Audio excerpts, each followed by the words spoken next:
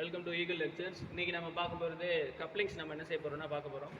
Coupling வந்துட்டு நான் சொன்ன மாதிரி ஷாஃப்ட்டுக்கு அப்புறம் கப்ளிங்கிறது என்னென்னா ரெண்டு ஷாஃப்ட்டை ஜாயின் பண்ணக்கூடிய எலமெண்ட் தான் கப்ளிங். இந்த கப்ளிங்கில் நிறைய டைப் இருக்குது. ஃப்ளாஞ்ச் கப்ளிங் இருக்குது, மஃப் கப்ளிங் இருக்குது, மரைன் கப்ளிங் இருக்குது. அந்த ஃப்ளாஞ்சிலேயே ரெண்டு டைப் இருக்குது, ப்ரொடக்டிவ் அன்ப்ரொடக்டிவ் அப்படின்னு சொல்லிட்டு கப்ளிங்லாம் நிறைய டைப் பிரிக்கலாம். இப்போ நம்ம பார்க்க போகிறது ஃப்ளாஞ்ச் கப்ளிங் பார்க்க போகிறோம். அது என்ன டைப் அப்படின்னா ரிஜிட் டைப். அதாவது ப்ரொடக்டிவ் டைப்புக்கு இன்னொரு பேர் ரிஜிட் டைப்னு சொல்லுவாங்க. இப்போ இந்த கப்ளிங் ஃபுல்லாமே என்னென்னா ரிஜிட்னு சொல்லுவோம். ஏன்னா இந்த கப்ளிங் என்ன செய்யாதுன்னா அது என்ன செய்யாது, அது சுத்த தான் செய்யுமே ஒழிய அது ஹரிசாண்டலாவோ வெர்டிகலாவோ என்ன செய்யாதுன்னா மூவ் ஆகாது. ஸோ அதான் என்னன்னா ரிஜிட் டைப் ஆஃப் கப்ளிங். இந்த கப்ளிங்கோடைய பவர் கொடுத்துட்டாங்க 15 kW, அதனுடைய ஸ்பீடு கொடுத்துட்டாங்க 200 RPM. மற்ற கணக்குலலாம் allowable shear stress, crushing stress எல்லாம் கொடுத்துருப்பாங்க. இந்த கணக்கில் வந்துட்டு அது கொடுக்கல. என்ன சொல்லியிருக்காங்க அப்படின்னா ஷாஃப்ட்டு, கீ, போல்ட் இந்த மூணுமே வந்துட்டு கார்பன் மெட்டீரியல்ன்றதுனால C45 எடுத்துக்க சொல்கிறாங்க. அண்ட் இந்த கப்ளிங், அந்த ஹப்பும் கப்ளிங்கும் வந்துட்டு கேஸ்டையால் என்ன செய்ய போகிறாங்கன்னா பண்ணிக்க போகிறாங்க. ஸோ அஸ் யூஷுவல் நம்ம வந்துட்டு அந்த டக்டைல் மெட்டீரியல் சொல்லுவோம் இல்லையா, டக்டைல் மெட்டீரியல் அப்படின்றது கீ, ஷாஃப்ட்டு, போல்ட் இந்த மூணுமே வந்து டக்டைல் மெட்டீரியல் தான் எடுத்துக்கணும். ஏன்னா இது சீக்கிரத்தில் ஃபெயிலியர் ஆகாமல் இருக்கும், அதுக்காண்டி டக்டைல் மெட்டீரியல் எடுத்துக்கிறோம். அடுத்து பார்த்தோம் அப்படின்னா பிரிட்டல் மெட்டீரியல். இது என்னென்ன எடுத்துருப்போம் அப்படின்னா ஹப்பு, ஃப்ளான்ச்சு. ஓகேவா? இப்போது C45க்கு நம்ம என்ன செய்ய போகிறோம் அப்படின்னா மெட்டீரியலை செலெக்ஷன் பண்ண போகிறோம். இந்த செலெக்ஷனை எப்படி பண்ணுறது அப்படின்னு கேட்டிங்க அப்படின்னா நம்ம புக்கில், டேட்டா புக்கில் பேஜ் நம்பர் 1.9 இருக்குது. அதை நான் உங்களுக்கு எடுத்து காட்டுறேன். டேட்டா புக்கில் பேஜ் நம்பர் 1.9 பார்த்தீங்க அப்படின்னா C45 சொல்லிட்டு இருக்குது பார்த்தீங்களா. அந்த C45க்கு கரஸ்பாண்டிங்காக ஈல்டு ஸ்ட்ரெஸ்ன்றது அதோடைய ஒர்க்கிங் ஸ்ட்ரெஸ் 36ன்னு சொல்லி கொடுத்துருப்பாங்க. kgf/mm கொடுத்துருப்பாங்க பேஜ் நம்பர் 1.9. ஓகேவா? சிக்மா ஒய் ஈல்டு எவ்வளோனா 36 kgf/mm² கொடுத்துருப்பாங்க. நான் அன்றைக்கே சொன்னேன் இல்லையா, இது நம்ம என்ன செய்யணும், 10ஆல் மல்டிபிள் பண்ணிட்டோம் அப்படின்னா இதான் நம்மளுடைய ஈல்டு ஸ்ட்ரென்த்தாக நம்மளுக்கு என்ன செஞ்சிடும்னா கிடச்சிடும். இப்போ கிடச்சதுக்கப்புறம் இப்போ நம்ம என்ன செய்ய போகிறோம், இதுக்கான ஷியர் ஸ்ட்ரெஸ் வேல்யூ நம்ம எடுக்க போகிறோம். ஸோ ஷியர் ஸ்ட்ரெஸ் ஃபார் அப்படியே உள்ளவா ஓகே. அப்போது அந்த ஈல்டு ஸ்ட்ரெஸ் எவ்வளோனா 360 Nm². ஸோ அதுலேருந்து நம்ம என்ன எடுத்துக்கிறோம் அப்படின்னா ஒர்க்கிங் ஸ்ட்ரெஸ் எடுத்துக்கிறோம். Working stress for CA material என்னென்னா இந்த இதில் டிவைடட் பை 3ன்றதுன்னா ஃபேக்டர் ஆஃப் சேஃப்டி நான் எடுத்திருக்கேன் 3ன்னு சொல்லி நான் கன்ஃபார்ம் பண்ணியிருக்கேன்.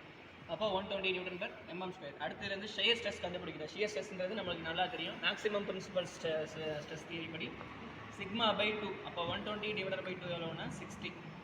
ஸோ நான் வந்துட்டு கேஸ்ட் அயர்ன் மெட்டீரியலுக்கு தேவையான அந்த ஒர்க்கிங் ஸ்ட்ரெஸ்ஸும் ஷியர் ஸ்ட்ரெஸ்ஸும் நான் என்ன செஞ்சுட்டேன், கண்டுபிடிச்சிட்டேன். 120 அப்புறம் 60. இப்போ நெக்ஸ்ட்டு பார்த்தோம் அப்படின்னா நம்ம வந்துட்டு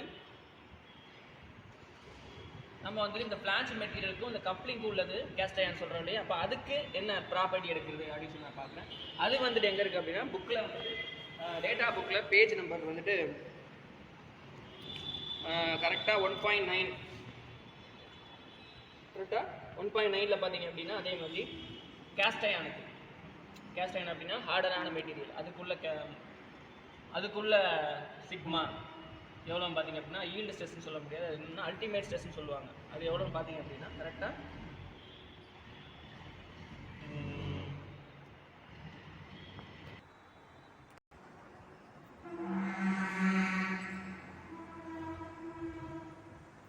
பார்த்தீங்க அப்படின்னா 310 Nm² சொல்லி கிடைக்கும். இது எதுக்குன்னா கேஸ்ட் அயர்ன் மெட்டீரியல், ரைட்டா? அதுக்கப்புறம் பார்த்தீங்கன்னா இதில் வந்து நம்ம என்ன கண்டுபிடிக்கணும், ஒர்க்கிங் ஸ்ட்ரெஸ் கண்டுபிடிக்கணும். So 310 divided by 10.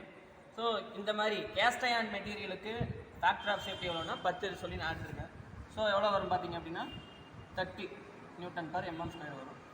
And shear stress பார்த்தீங்க அப்படின்னா இதில் டிவைடட் பை 250. இதெல்லாம் பார்த்தீங்க அப்படின்னா அந்த கேஸ்ட் அயர்ன் மெட்டீரியல் உள்ளது. C45 மெட்டீரியலுக்கு என்னென்ன சொன்னோம், சிக்மான்றது 120, டவ் அப்படின்றது 60. இது C45க்கு. இது கேஸ்ட் அயர்ன் மெட்டீரியல். C45 எதுக்கு யூஸ் பண்ணுவோம், கீ, போல்ட்டு, ஷாஃப்ட்டுக்கு ஃபுல்லாக இந்த ப்ராப்பர்ட்டி தான் யூஸ் பண்ணுவோம். இது வந்துட்டு கப்ளிங்கு அப்புறம் ஹப்பு, இது டிசைன் பண்ணும்போது இந்த ஸ்ட்ரெஸ் நம்ம என்ன செய்வோம்னா எடுக்கும். ஸோ ரைட், இப்போ நம்ம ப்ராப்ளம் சால்வ் பண்ண ஆரம்பிச்சிடலாம் டேரெக்டாக. இப்போ ஃபஸ்ட்டு பார்த்தீங்க அப்படின்னா பவர் கொடுத்துருக்காங்க, ஸ்பீடு கொடுத்துட்டாங்க. இதை வச்சு நம்ம என்ன கண்டுபிடிக்கலாம் அப்படின்னு கேட்டிங்க அப்படின்னா solution first step. Diameter of the shaft நம்ம என்ன செய்யலாம்னா கண்டுபிடிக்கலாம். ஸோ நம்மளுக்கு எல்லாம் தெரியும் power equal to 2π × /60. So power எவ்வளோன்னா 15 × 10 கிலோ வாட்ஸை வாட்டாக மாற்றுறதுக்கு 10⁻³ வாட்டுனா நியூட்டன் மீட்டர், அதை மில்லிமீட்டரை மாற்றுறதுக்கு ஒரு 10⁻³ ஈக்குவல் டு 2 × π × n எவ்வளோனா 200. இந்த டார்க்கு தான் நம்ம கண்டுபிடிக்க போகிறோம் /60. ஸோ இந்த டினாமினேட்டர் இருக்கிறது நியூமினேட்டர் மாற்றி இதை டினாமினேட்டர் மாற்றிட்டுனா எனக்கு டார்க்கு கிடச்சிடும். ஸோ டார்க்கோட அளவு எவ்வளோன்னு கேட்டிங்க அப்படின்னா 716,197 நியூட்டன் மில்லிமீட்டராக நம்மளுக்கு என்ன செய்யணும்னா கிடைக்கும். ஸோ இந்த டார்க்கை வச்சு நம்ம என்ன செய்யலாம்னா டயாமீட்டர் கண்டுபிடிக்கலாம். எப்படி கண்டுபிடிக்கலாம்னா டார்க் ஈக்குவல் டு π/16 τd³ சொல்லி நம்மளுக்கு நல்லா தெரியும். ஸோ இதில் டார்க் எவ்வளோனா 716,197 π/16. So shear stress for shaft material நம்ம என்ன எவ்வளோ கண்டுபிடிச்சோம்னா 60 சொல்லி கண்டுபிடிச்சோம் இல்லையா, into dq. ஸோ இதெல்லாம் நம்ம சிம்பிளிஃபை பண்ணோம் அப்படின்னா நம்ம என்ன செய்யலாம், we can find out the d value, corresponding d value எவ்வளோ பார்த்தீங்க அப்படின்னா 39 மில்லிமீட்டர்னு சொல்லியிருக்கு. இதை நம்ம என்ன செய்யணும்னா ஸ்டாண்டர்டைஸ் பண்ணணும். இதை ஸ்டாண்டர்டைஸ் பண்ணுறதுக்கு டேட்டா புக்கில் பேஜ் நம்பர் 7.25 நீங்கள் எடுத்துட்டீங்க அப்படின்னா நம்ம என்ன பண்ணிடலாம்னா இதை ஸ்டாண்டர்டைஸ் பண்ணிடலாம். ஸோ 39க்கு அப்புறம் என்ன இருக்குது அப்படின்னா 40, 42 அந்த மாதிரி என்ன செய்யணும்னா போயிட்டுரும். இப்போ நான் காட்டுறேன் பாருங்கள், இதுதான் டேட்டா புக்கு, பேஜ் நம்பர் 7.25 இருக்குது. இது பாருங்கள், இப்படி இருக்கும் டயாமீட்டர். இப்போ வந்து 39 இருக்குது இல்லையா, 39 எங்கே இருக்கா இல்லை. ஸோ நம்ம 38 எடுத்துக்கூடாது. ஸோ கூடுதலாக இருக்கிற வேலை எவ்வளோ 40. ஸோ 40ன்றது நம்மளுடைய decide standard diameter, page number 7.25 இருக்குது. அதாவது நீங்கள் வந்து டயாமீட்டர் கண்டுபிடிச்சிருவீங்க, அதை நம்ம என்ன செய்யணும் ஸ்டாண்டர்டைஸ் பண்ணணும். ஸோ டயாமீட்டர் எவ்வளோனா 40 அப்படின்றது நம்மளுக்கு என்ன தெரிஞ்சிருச்சு. இப்போ நெக்ஸ்ட்டு இந்த டயாமீட்டரை வச்சு நம்ம என்ன செய்யணும்னா ஸ்பெசிஃபிகேஷன்ஸ் ஃபுல்லாக நம்ம என்ன செய்யணும்னா கண்டுபிடிக்கணும். ஸ்பெசிஃபிகேஷன்ஸ் அப்படின்னா நான் சொன்ன மாதிரி தான், இந்த ஃப்ளான்ஜ் எவ்வளோ இருக்கும், ஹப் எவ்வளோ இருக்கும், அந்த மாதிரி. ஃபஸ்ட்டு ஸ்பெசிஃபிகேஷன்ஸ் கண்டுபிடிக்கணும். ஸ்பெசிஃபிகேஷன்ஸில் ஃபஸ்ட்டு பார்த்தீங்க அப்படின்னா diameter of the hub, dia of hub. இதோட சிம்பிள் பார்த்தீங்கன்னா கேபிட்டல் டி. இது எவ்வளோனா 2d. அடுத்து diameter of flange, sorry diameter of flange இல்லை, diameter of PCD, pitch circle diameter of அந்த ஃப்ளான்ஜ். அதாவது இது ஹப் இருக்கும், இந்த ஹப்புக்குள்ளே தான் நம்ம என்ன செய்வோம்னா ஷாஃப்ட் என்ன செய்வோம்னா உள்ளே செருகுவோம். இதுக்கு மேலே என்ன இருக்கும் அப்படின்னா இது ஃப்ளான்ஜு, இதெல்லாமே போல்ட்டு. ஸோ பிட்ச் சர்க்கிள் டயாமீட்டர்னால் இந்த போல்ட் இருக்கு இல்லையா, இதோட டயாமீட்டர் அது வந்து D1 சொல்லுவோம், அதோட அளவு 3d. அடுத்து பார்த்தீங்க அப்படின்னா டயா ஆஃப் ஃப்ளான்ஜ், அதாவது அவுட்டர் மோஸ்ட் பொசிஷன், இதோட டயாமீட்டர் எவ்வளோன்னு கேட்டிங்க அப்படின்னா 4d. அடுத்து பார்த்தீங்க அப்படின்னா திக்னஸ் ஆஃப் ஃப்ளான்ஜ், இந்த ஃப்ளான்ஜு குறிப்பிட்ட திக்னஸில் இருக்கும், இந்த திக்னஸில் இருக்கும். இதுதான் என்னதுன்னா TF, திக்னஸ் ஆஃப் ஃப்ளான்ஜ். அது எவ்வளோ கேட்டிங்க அப்படின்னா TFன்னு சொல்லுவோம். அது எவ்வளவு அப்படின்னு கேட்டிங்க அப்படின்னா 0.5 டயாமீட்டர், 0.5 டயாமீட்டர். அடுத்து ப்ரொடக்டிவ் திக்னஸ், இப்போ ரிஜிட்னு சொல்லி கொடுத்துருவோம் இல்லையா, ப்ரொடக்டிவ் அப்படின்னு கேட்டிங்க அப்படின்னா எக்ஸ்ட்ராவாக ஒன்று வரும், இந்த பக்கம் கொஞ்சம் நீட்டிகிட்டு இருக்கும் ஒரு போர்ஷன். இது எதுக்கு நீட்டிகிட்டு இருக்குன்னா இந்த போல்ட்டை ஃபுல்லாக எதுவும் அஃபெக்ட் பண்ணாத அளவுக்கு ஒரு திக்னஸ் கொடுத்துருப்பாங்க. அது ப்ரொடக்டிவ் கப்ளிங்னா அந்த ப்ரொடக்டிவ் திக்னஸ் இருக்கும். ப்ரொடக்டிவ் கப்ளிங் இல்லை அப்படின்னா இது என்ன செய்யாதுன்னா வராது. இப்போ இந்த கணக்கில் வந்து கொடுக்கல, ஆனால் நான் நினச்சிக்கிறேன் எடுத்துக்கிறேன் சேஃப்டிக்காண்டி. ப்ரொடக்டிவ் திக்னஸ் டிபின்னு சொல்லுவாங்க, அது அப்படின்னா 0.25d. அடுத்து பார்த்தீங்க அப்படின்னா லென்த் ஆஃப் கீ, இதோட லென்த் எவ்வளவு அப்படிங்கிறத சொல்கிறது. ஸோ லென்த் ஆஃப் கீனாலும் சரி ஹப்புனாலும் சரி ரெண்டு ஒன்று தான். இந்த ஹப்பு இருக்குல்ல, இந்த ஹப்போட டிஸ்டன்ஸ் எவ்வளோ, இந்த ஹப்பு நீங்கள் எப்படி இருக்குன்னா இந்த மாதிரி தான். இந்த ஹப்பில் ஓட்ட போட்டு நம்ம என்ன செய்வோம்னா ஷாஃப்ட்டை நம்ம என்ன செய்வோம் உள்ளே இன்சர்ட் பண்ணுவோம். ஸோ இந்த ஹப்போட லென்த்து எவ்வளோ அப்படின்னு சொல்லலாம். இல்லைனா இது உள்ளே இப்போ நம்ம இன்சர்ட் பண்ணுறோம்ல கீ, இந்த கீயோட லென்த்து என்ன தான் ஒன்று தான். அந்த L அப்படின்றது L = என்னவா கொடுத்துருக்காங்கன்னா 1.5d. இப்போ இதில் பார்த்தீங்க அப்படின்னா உங்களுக்கு ஒரு யூனிக்னஸ் தெரியும். எல்லாமே இதில் கொடுத்துருக்காங்கன்னா இன் டேர்ம்ஸ் ஆஃப் டியில் கொடுத்துருக்காங்க. ஸோ நம்மளுக்கு ரொம்ப சிம்பிளாக இருக்கும். நம்ம டயாமீட்டர் நம்ம என்ன செஞ்சாச்சு கண்டுபிடிச்சாச்சு. டயாமீட்டர் எவ்வளவு, டயாமீட்டர்ன்றது 40 mm. ஸோ கேபிட்டல் டின்றது 80, D1ங்கிறது 120. அடுத்து பார்த்தீங்க அப்படின்னா D2 4 4s are 16, 160. 0.5dன்றது 20, இது 10, இது எவ்வளோன்னா 1.5dன்றது 60 millimeter. எல்லாமே என்னன்னா in terms of millimeters. பாஸ் மீடியா. அடுத்து பார்த்தீங்க அப்படின்னா டிசைன் ஆஃப் ஹப். இந்த ஸ்பெசிஃபிகேஷன் முடிஞ்சாச்சு இல்லையா? இப்போ டிசைன் ஆஃப் ஹப் ஏற்கனவே தான் ஹப்போட டயமீட்டர் சொல்லிட்டீங்களே, என்ன டிசைன் அப்படின்னா அப்படி கிடையாது. இதில் வந்து ஷியர் ஸ்ட்ரெஸ் இன்டியூஸ் ஆகிற ஷியர் ஸ்ட்ரெஸ் நம்ம அளவுகளை விட கம்மியாக இருக்கணும். அப்படி இருந்துச்சுன்னா தான் டிசைன் இருக்கிறது சேஃப். அந்த சேஃப் கண்டிஷன் பார்க்கறதுக்கு தான் இப்போ டிசைன் ஆஃப் ஹப் போட போகிறோம். ஸோ ஹப்பை பொறுத்த வரைக்கும் டார்க் அப்படின்றது எதுக்கு சொல்லணும்னா π/16 டவ் இன்ட்டு. ஸோ ஹப்புன்றது ஒரு ஹாலோ மெட்டீரியல், அதனால் d⁴ டிவைடட் பை டி இந்த ரேஞ்சில் இருக்கும். இதில் வருது பார்த்தீங்களா ஷியர் ஸ்ட்ரெஸ், இது நம்ம கால்குலேட் பண்ணணும். So tau is equal to torque into 16 divided by π into d⁴ minus d⁴ divided by D. இதில் இருக்கிற நம்மளுக்கு எல்லா வேலையும் நம்மளுக்கு என்ன செய்யணும்னா தெரியும். இது எவ்வளோ வரும் பார்த்தீங்க அப்படின்னா 7.59 N/mm² சொல்கிறோம். இப்போ நம்மளுக்கு 2 ஷியர் ஸ்ட்ரெஸ் இருக்கு இல்லையா? ஒன்று 15, இது எனக்கு கேஸ்ட் அயனுக்கு. இன்னொன்று இருக்குது C45, என்னது எவ்வளோன்னா 60, இது மெகா பாஸ்கல். இந்த ரெண்டில் நம்ம எதை செக் பண்ணோம் அப்படின்னா, ஹப்பை பொறுத்த வரைக்கும் எதை டிசைன் பண்ணுவோம்னா கேஸ்ட் அயனில் தான் டிசைன் பண்ணுவோம். ஸோ கேஸ்ட் அயனோட அளவு எவ்வளோன்னா 15. ஸோ 15 விட கம்மியாக இருக்குது. அப்போ டிசைன் இஸ் சேஃப்.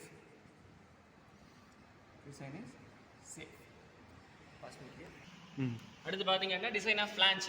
ஸோ இந்த ஃபிளான்ச்சில் நம்ம என்ன கண்டுபிடிக்கணும்? இந்த ஷியர் ஸ்ட்ரெஸ் எவ்வளோ இன்டியூஸ் ஆகுதுன்னு சொல்லி கண்டுபிடிக்கணும். இந்த ஃபார்முலா எப்படி வந்ததுன்னு கேட்டிங்கன்னா ஒன்றும் இல்லை, சிம்பிள். இப்போது இந்த மாதிரி இருக்குல்ல, இதுக்குள்ளே இருக்கிற அந்த பொசிஷனுக்கு இது ஹப்பு, இது ஃபிளான்ச் இல்லையா? ஸோ இதோடைய பெரிமீட்டர் பார்த்தீங்கன்னா πd, திக்னஸ் பார்த்தீங்கன்னா TF, இது சுற்றி வர்றது πd, இந்த திக்னஸ் பார்த்தீங்கன்னா TF. இந்த அளவுக்கு ஷியர் உண்டாகும். So π into d into TF into tau into d/2. So force into radius. So டார்க்னா என்ன? Force into radius. ஃபோர்ஸ்னா என்ன வேணும்? ஏரியா இன்ட்டு ஸ்ட்ரெஸ் தான் அது ஃபோர்ஸ். ஸோ ஸ்ட்ரெஸ் இந்த இடத்துல ஒன்றும் இல்லை, ஷியர் ஸ்ட்ரெஸ். இது என்னது? Shear area. அந்த ஷியர் ஏரியா எப்படி கண்டுபிடிச்சோம்? Perimeter into thickness TF.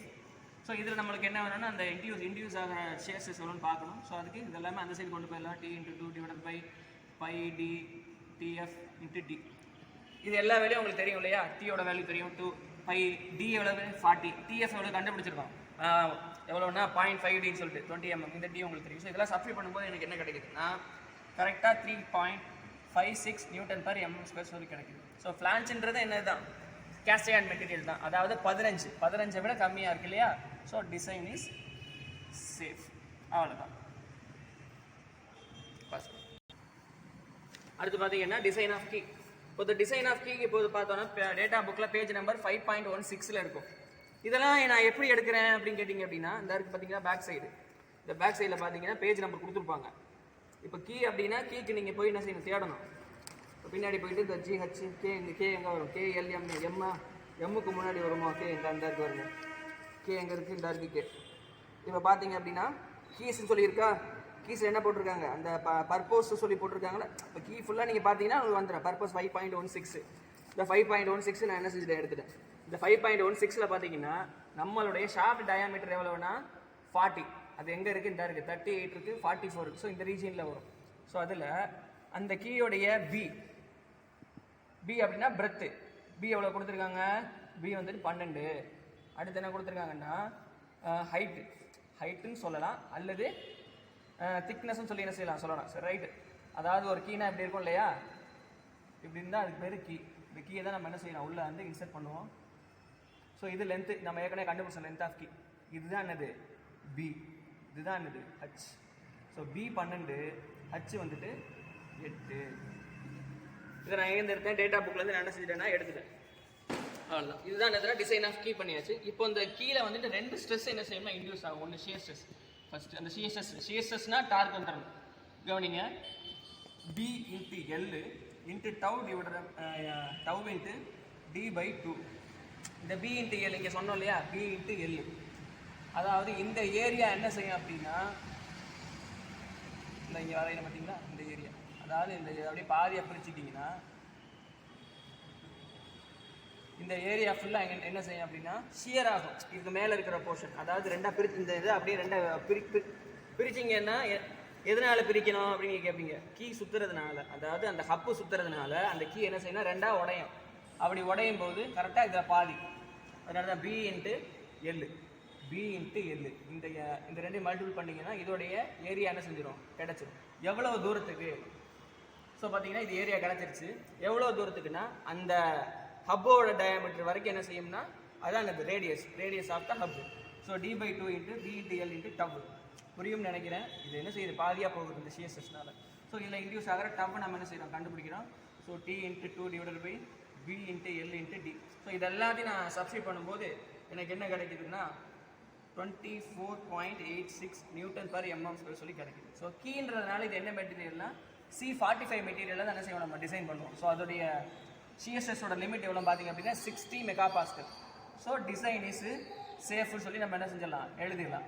So கீழே பொறுத்த வரைக்கும் 2 ஸ்ட்ரெஸ் இன்டியூஸ் ஆகும்னு சொல்கிறோம். ஒன்று ஷியர் ஸ்ட்ரெஸ், இன்னொன்று கிரஷிங் ஸ்ட்ரெஸ் என்ன செய்யும்னா இன்டியூஸ் ஆகும். கிரஷிங் ஸ்ட்ரெஸ்னால் ஒன்றும் கிடையாது. ஸோ இது அஸ்யூஷுவல். இது என்னதுன்னா இது இந்த பாதி தூரத்துக்கு மேலே என்ன செய்யும்னா, மேலே என்னென்ன இருக்குன்னா ஃப்ளான்ஸ் இருக்குது, போல்ட் இருக்குது. இது எல்லாமே என்ன செய்யும்னா அந்த கீக்கு என்ன செய்யும்னா ஒரு குறிப்பிட்ட ப்ரெஷர் என்ன செய்யும்னா கொடுக்கும். ஸோ அது எதுக்கு சமமாக இருக்கும் அப்படின்னு பார்த்தீங்க அப்படின்னா dark is equal to T/2. இது T/2 கரெக்டாக அந்த கீ இதுதான் இப்படி இருக்குங்க. நல்லா பார்த்துக்கிட்டிங்கன்னா இதுதான் என்னதுன்னா ஹப்பு. இந்த ஹப்பு இப்படி இருக்குன்னா இந்த ஹப்பில் என்ன இருக்குன்னா ஷாஃப்ட் உள்ளே விடுவோம். ஸோ இந்த பாதி டிஸ்டன்ஸ் வரைக்கும் என்ன செய்யும்னா ஷியரால் அடிப்படும். க்ரஷிங் ஸ்ட்ரெஸ் இப்போ ஷியர் சொன்னது இதுக்கு முன்னாடி நம்ம டிசைன் பண்ணோம்லே அது க்ரஷிங் ஸ்ட்ரெஸ் அப்படின்னா இதில் பாதி தரும். அதனால என்ன இங்கே போட்டோம்னா d/2 into length 6 sigma c into T/2. இது என்ன டீனானது ஷாஃப்டோட டயாமீட்டரில் பாதி. ஸோ இதில் நம்மளுக்கு என்ன வேணும் அப்படின்னா க்ரஷிங் ஸ்ட்ரெஸ் தான் கண்டுபிடிக்கணும்.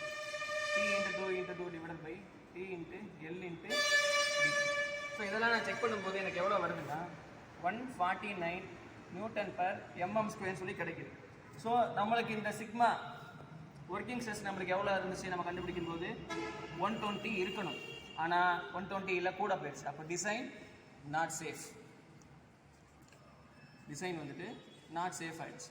இப்போ என்ன பண்ணணும், ஒரே வழி, இந்த லென்த்தை இன்க்ரீஸ் பண்ணணும், இல்லை திக்னஸ் இன்க்ரீஸ் பண்ணணும், இல்லை டயாமீட்டர் என்ன செய்யணும், இன்க்ரீஸ் பண்ணணும்.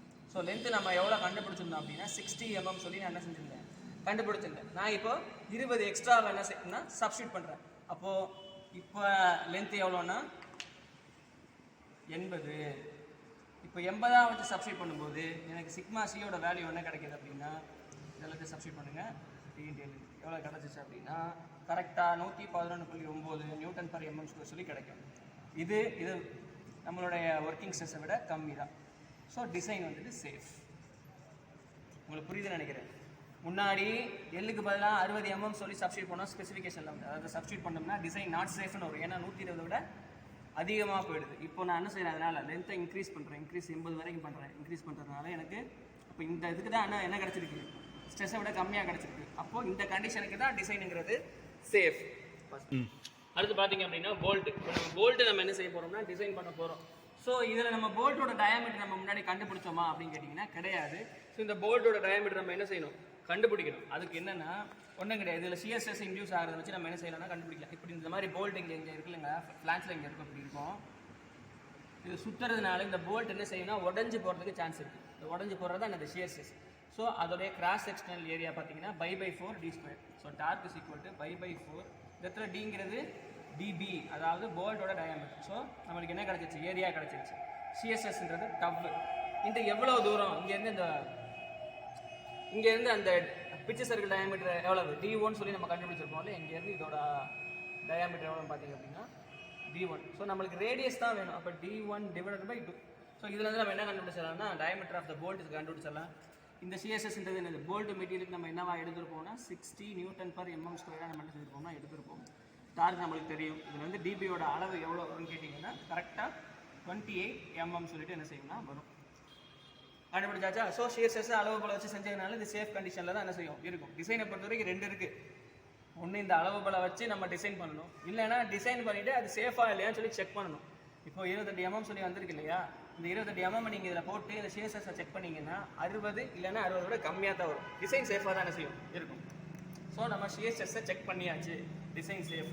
அடுத்து பார்த்தீங்க அப்படின்னா க்ரஷிங் ஸ்ட்ரெஸ் நம்ம என்ன செய்யணும்னா செக் பண்ணணும். க்ரஷிங் ஸ்ட்ரெஸ்னா ஒன்றும் கிடையாது, நான் ஏற்கனவே சொன்ன மாதிரி தான். க்ரஷிங் ஸ்ட்ரெஸ்னா இந்த போல்ட்டு அந்த சடன் கான்ட்ராக்ஷனாலேயோ இல்லை வைப்ரேஷனாலேயோ இந்த போல்ட் என்ன செய்யணும், உடஞ்சி போகிறதுக்கு வாய்ப்பு இருக்குது. ஸோ அதோடைய கிராஸ் செக்ஷன், அதாவது இந்த டைரக்ஷனில் இதை வந்துட்டு ஒரு ஸ்லைட் எடுத்தேன்னா வெர்டிக்கலாக ஒரு ஸ்லைட் எடுத்தேன் அப்படின்னா அதோடைய செக்ஷன் பார்த்தீங்கன்னா இப்படி இருக்கும்.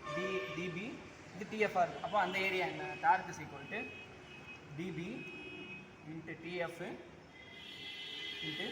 ஸோ இதில் நம்பர் ஆஃப் போல்ட்ன்றது ரொம்ப முக்கியமான விஷயம். இந்த நம்பர் ஆஃப் போல்ட் எப்படி கண்டுபிடிக்க நான் சொல்கிறேன். இப்போ இந்த இடத்துல என்ன போட்டுருக்குன்னா நான் என்ன செஞ்சுட்டேன், என் போட்டுருக்கேன். So n into DP into DF என்ன ஸ்ட்ரெஸ்ஸு, க்ரஷிங் ஸ்ட்ரெஸ்ஸு இன்ட்டு இதுவும் என்னதுன்னா d1/2, இது வரைக்கும் உள்ள டிஸ்டன்ஸ் d1/2 என்ன சொல்லணும். இப்போ நம்பர் ஆஃப் போல்ட் நம்ம எப்படி எடுத்துக்கிறது, நம்பர் ஆஃப் போல்ட் மொத்தம் 3 கன்சிடரேஷன் இருக்குது. ஒன்று, ஃபஸ்ட்டு உங்கள் ஷாஃப்ட் வந்து 40 மில்லிமீட்டருக்குள்ளே இருந்துச்சுன்னா நீங்கள் வந்துட்டு நம்பர் ஆஃப் போல்ட் வந்துட்டு 3 நீங்கள் என்ன செஞ்சுக்கலாம்னா எடுத்துக்கலாம். 4லேருந்து பாஸ் பண்ணிக்கியா. ஸோ 40 mm வரைக்கும் வந்துச்சுன்னா நீங்கள் நம்பர் ஆஃப் போல்ட் 3 எடுத்துக்கலாம். ஸோ 40லேருந்து 100 mmக்குள்ளே இருந்துச்சுன்னா நீங்கள் நம்பர் ஆஃப் போல்ட்ன்றது நீங்கள் 4 எடுத்துக்கலாம். 100 விட தாண்டி போகுது அப்படின்னா நீங்கள் நம்பர் ஆஃப் போல்ட்டு 5 நீங்கள் என்ன செஞ்சுக்கணும்னா எடுத்துக்கணும். இங்கே நம்ம என்னவா எடுத்துக்கலாம், 3ஆக எடுத்துக்கலாம், 4ஆக நீங்கள் என்ன செஞ்சுக்கலாம் எடுத்துக்கலாம், அது ரொம்ப இருக்கும். So take n is equal to 4. So number of போல்ட்டையும் இங்கே நான் சேர்க்குறேன் அப்படின்னா இது வந்துட்டு ஒரு போல்ட்டுக்கு நீங்கள் எடுத்து செக் பண்ணாலும் சரி, இல்லை மொத்த போல்ட்டுக்கு எடுத்து செக் பண்ணாலும் சரி. ஸோ இது வந்துட்டு இந்த டார்க்குன்றது மொத்த போல்ட்டுக்கும் சேர்த்து தான். ஸோ இந்த இடத்துல நான் என்ன செய்யணும், என்ன செய்யணும், கண்டிப்பாக போட்டாகணும். ஸோ என்ன எவ்வளவு 4 சொல்லி நான் எடுத்துருக்கேன் இல்லையா. ஸோ 4 இன்ட்டு டிபி நம்ம கண்டுபிடிச்சிருக்கோம். டிஎஃப் எவ்வளவு, அந்த ஃப்ளான்ஸோட திக்னஸ் எவ்வளோனா 20 சிக்மா சி நம்ம கண்டுபிடிக்கணும்னா நம்ம என்ன செய்யணும், செக் பண்ணணும். ஸோ இந்த இடத்துல D1ங்கிறது நம்ம எவ்வளோ எடுத்துருக்கோம் அப்படின்னா D1ன்றது 120/2. ஸோ இது உங்களுக்கு தெரியும் 716 197. ஸோ இந்த சியை நீங்கள் சிக்மா சி கண்டுபிடிக்கும் போது எனக்கு எவ்வளோ வந்தது அப்படின்னா 53.28 Nm/mm² சொல்லி வந்தது. இது கண்டிப்பாக 60 விட கம்மி. ஏன்னா போல்ட்டுங்கிறது என்ன மெட்டீரியல் தான், C40 மெட்டீரியல். இதோடைய இது வந்துட்டு எவ்வளோனா 60 MPa. ஸோ நம்ம ஓவரால் நம்மளோட டிசைன்றது என்ன வந்துருச்சுன்னா சேஃப் வந்துருச்சு. ஸோ அந்த ஸ்பெசிஃபிகேஷன் உள்ள அளவு கரெக்டு, நம்ம கீழே கண்டுபிடிச்ச அந்த லென்த் பிரெத் கரெக்டு, இந்த நம்பர் ஆஃப் போல்ட்டு கரெக்ட். அவ்வளோதான் டிசைன் ஆஃப் கப்ளிங். இது வந்துட்டு எல்லா கப்ளிங்குக்குமே என்னது இதே ப்ரொசீஜர் தான். மற்ற கப்ளிங் உங்களுக்கு கொடுத்துருவாங்க சீசர் வேடியோன்னு சொல்லிட்டு, இது நம்ம கொடுக்கல, அதனால தான் இந்த ப்ராப்ளம் நம்ம செலக்ட் பண்ணோம். ஸோ C45 கொடுத்தாங்க, நம்ம எப்படி எடுத்து சொல்லி பார்த்துருக்கோம். Thank you friends.